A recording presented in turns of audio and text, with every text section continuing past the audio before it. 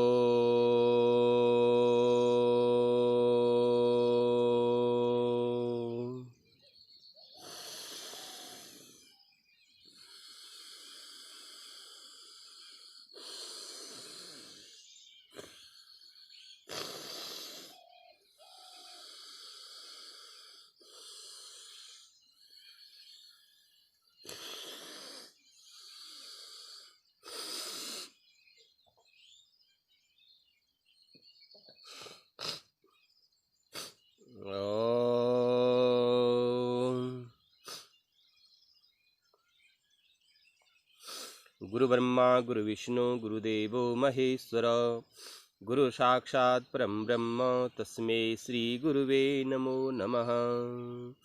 ध्यानमूलं गुरुर्मूर्ति पूजामूलं गुरुपदं मंत्रमूलं गुरुर्वाक्यं मोक्षमूलं गुरुकृपा। नारायणं नमस्कृत्यं नरं चैव नरोत्तमं देवीं सरस्वतीं व्यासं ततो जयमुदीरये। ॐ सुमुखशकदन्तस्य कपिलो गजकणकः लम्बोदृशविकटो विघ्नासो विनायक धूम्रकेतुगणाध्यक्षो भालचन्द्रो गजानन द्वादशैतानि नामानि यः पठे शृणुयादपि विद्यारम्भे विभावे च परिवेशे निर्गमे यथा संग्रामे संकटेश्चैव विघ्नः तस्य न जायते। शुक्लाम्बरधरं देवं शशिवर्णं चतुर्भुजं प्रसन्नवदनं ध्यायेत् सर्वविघ्नोपशान्ते। अभिसिद्ध्यार्थसिद्ध्यर्थं पूजितो यः सुरासुरे सर्वविघ्नहर तस्मै गणाधिपतये नमो नमः।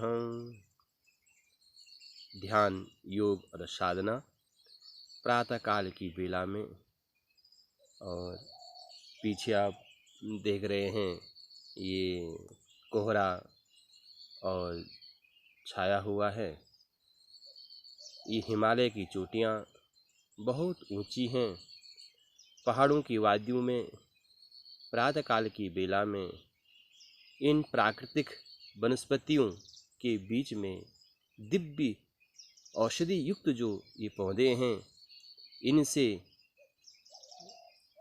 जो हवा इनसे टकराती हुई जब बहती है और इस तन बदन पर जब लगती है तो क्या आनंद की अनुभूति होती है। मन और शरीर जो है स्वस्थ हो जाता है। एक जो है एक पावर मिल जाती है, एक ताकत मिल जाती है, और जो थकान है वो दूर हो जाती है। तो प्रातःकाल उस ब्रह्म परमात्मा को स्मरण करते हैं जो कण कण में व्याप्त है। इस मनुष्य जो जीवन है प्रातःकाल की उस परम ब्रह्म की साधना से ही शुरुआत होनी चाहिए। उस परम ब्रह्म परमात्मा को स्मरण करने से प्रारंभ होना चाहिए, क्योंकि वही सब कुछ है, कण कण में व्याप्त है। इस मनुष्य शरीर का एक लक्ष्य क्या है? क्योंकि वह उस पूर्ण ब्रह्म को जाने, उस पूर्ण ब्रह्म का ध्यान करे, उसका मनन करे, चिंतन करे।